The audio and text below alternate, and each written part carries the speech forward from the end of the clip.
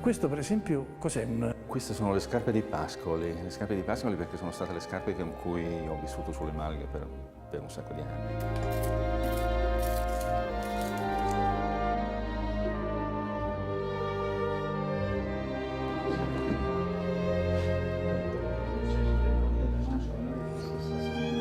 Sono tutti datati e sono anche del nonno e del papà e anche nostri, però per ogni forma ne adoperiamo uno, no?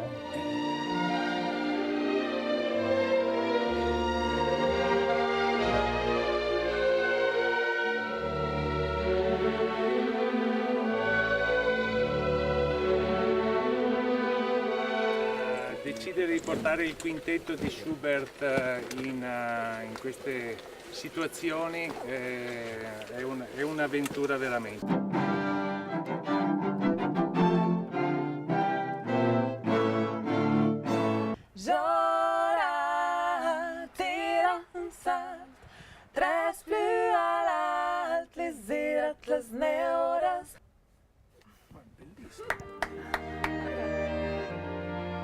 Da qui l'ispirazione forse poetica più grande al mondo che lui amava di più, la montagna. Lui diceva: ho sognato montagne per tutta la vita.